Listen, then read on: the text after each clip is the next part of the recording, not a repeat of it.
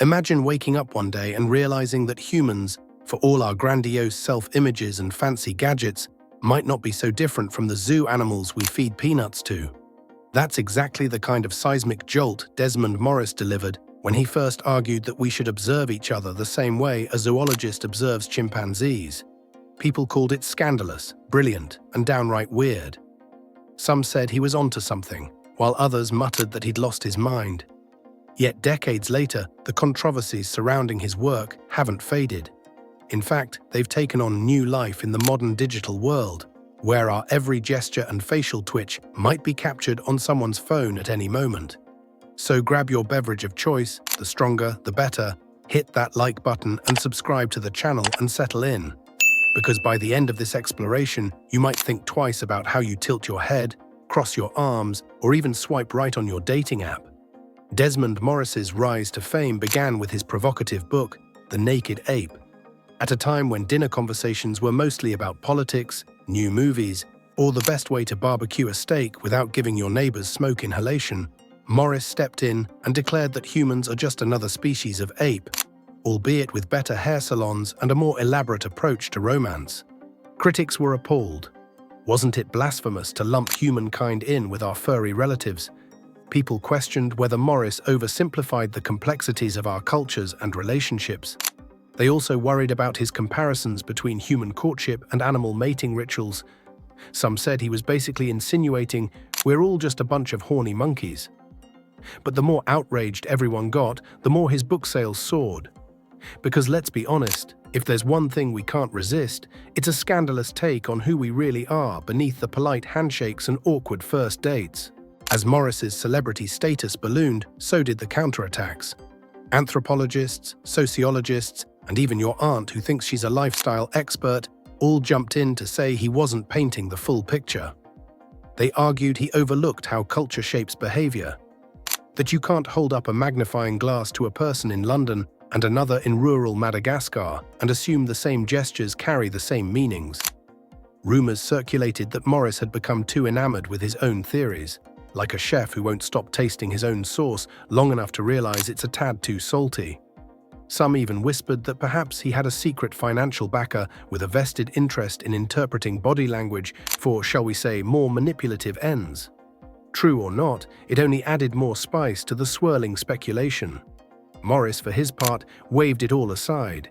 He insisted that underneath the cultural differences, there still lived a primal blueprint, a universal language of smirks, frowns, and side eyes that linked humans across continents and eras.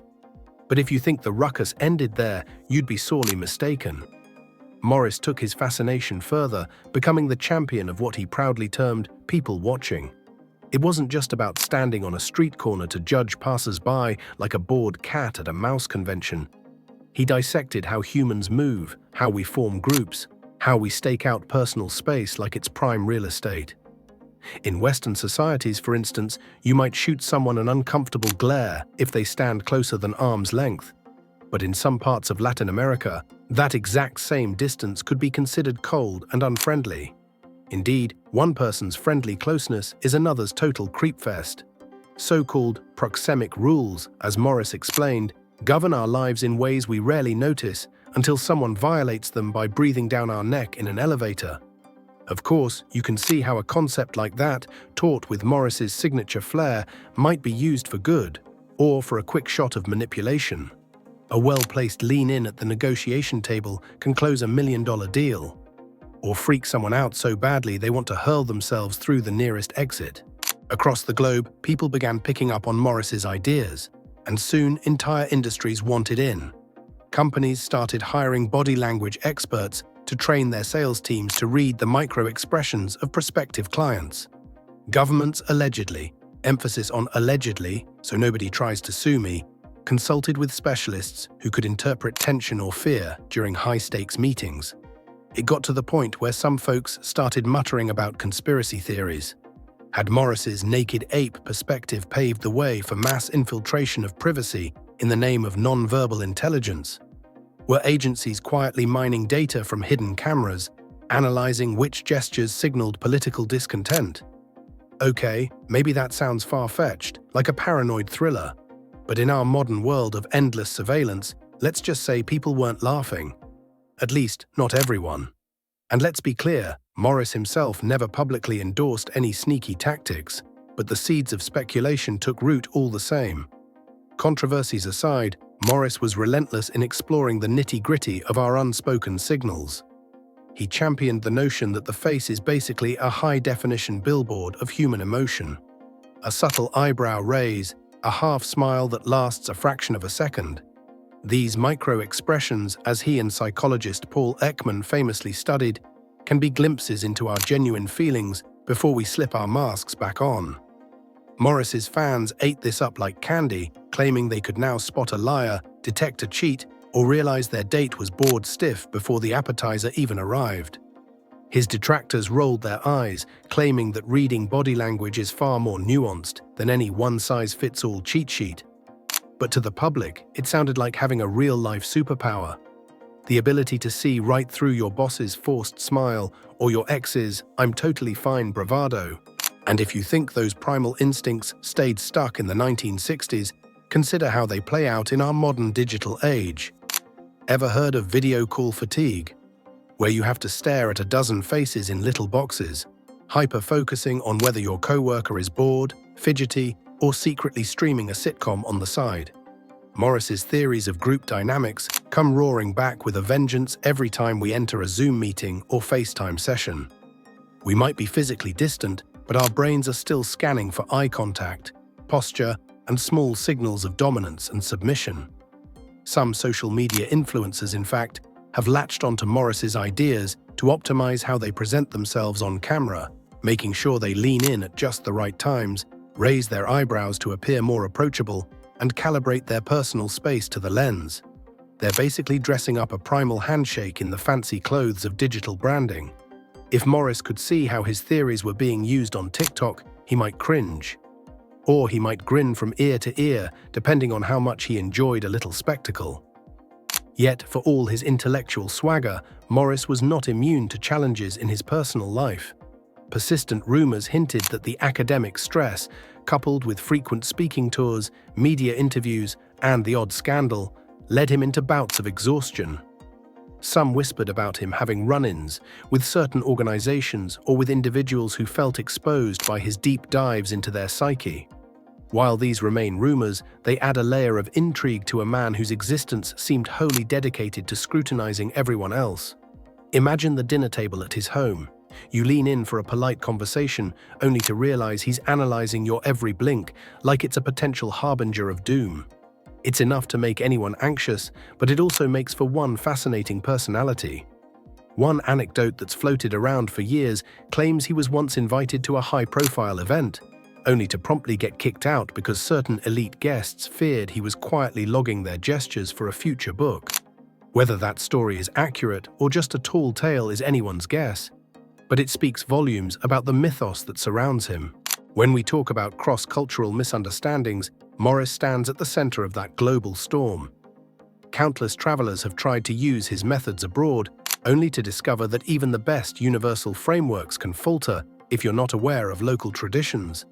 Take the OK hand gesture, innocent in many Western countries, but downright offensive in parts of Latin America or the Middle East. Morris warned of these pitfalls, emphasizing context like a mantra. But some critics felt he was still painting with broad strokes, ignoring the kaleidoscope of local nuance. Did that slow him down? Hardly. He pressed on, more determined than ever to prove that if you pass out the deeper layers, certain gestures remain anchored in our evolutionary past. Smiles to signal safety, frowns to warn, posture to either invite closeness or ward off potential threats. This emphasis on universal patterns still fires up conversations at anthropology conferences, and let's face it, probably at your local bar when that one friend tries to psychoanalyze your posture after a few too many drinks. In the midst of all this, we have the modern-day twist: big data and social media. Platforms like Facebook, Twitter, and Instagram are essentially massive experiments in human behavior. People watch each other's every post, every emoji, every like. Marketers have jumped on the bandwagon, analyzing which expressions in videos or photos prompt more engagement. Some say it's just the next logical step in Morris's grand theory, using advanced algorithms to measure how a person's body language in a thumbnail influences click-through rates. Sound harmless? Well, to some it feels like manipulation on a grand scale, fueling anxieties that we're all becoming marionettes to targeted content. Next time you wonder why you kept clicking on those cooking tutorials you secretly find dull, you might blame a clever algorithm reading your facial expressions through your webcam. Paranoid? Perhaps. But in a world where technology marches forward at supersonic speed, you can't entirely dismiss the possibility. Yet for every cynic, there's someone who finds empowerment in Morris's teachings. Knowing that we communicate with more than words can be a tool for empathy rather than manipulation. It can help you sense when a friend's mood is dipping before they utter a single complaint, or clue you in that your partner isn't just fine, but is itching to talk about something deeper.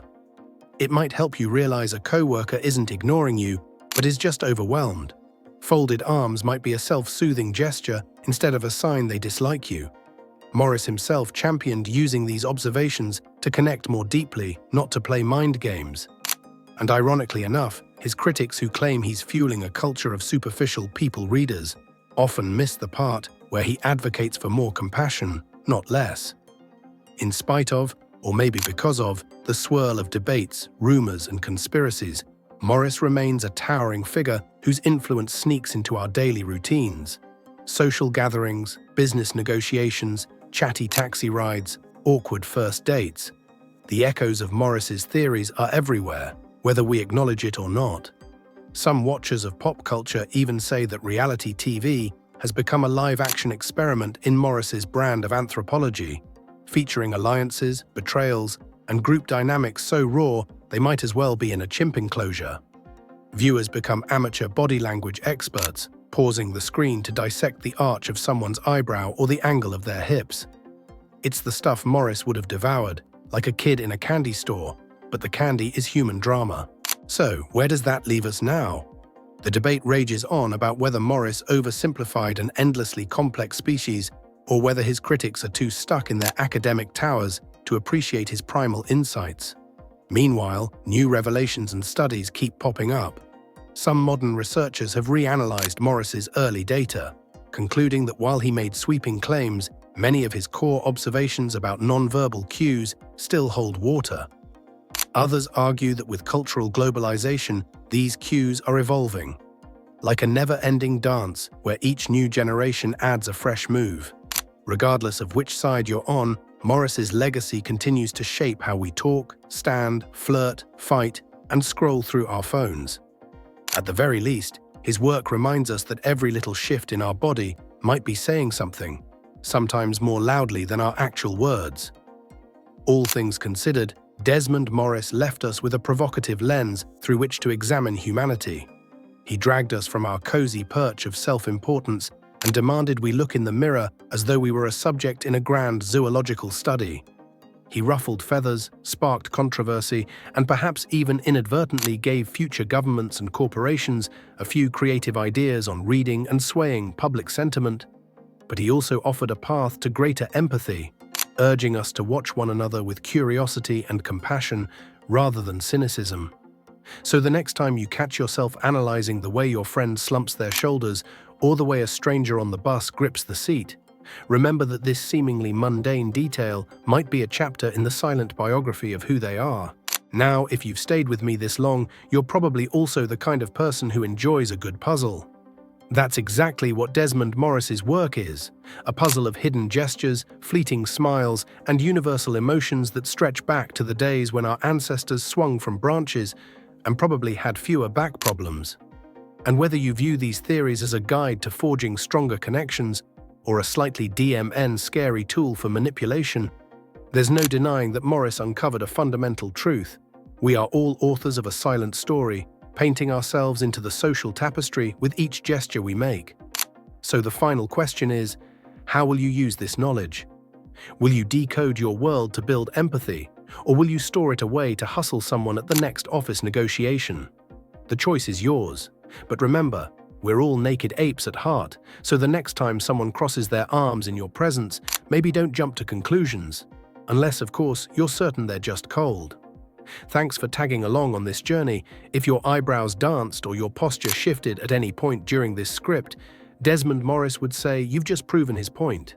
And if you're itching to learn more, well, you know what to do. Listen to that primal curiosity urging you to keep digging. After all, in a world where everyone's got an opinion and not enough time to listen, learning how to read the signals beneath the surface might just be the most powerful and occasionally cheeky skill of all. Keep watching, keep analyzing, and the next time you share an elevator, try not to breathe down anyone's neck. You never know which silent cues they're picking up, and you never know who's reading yours.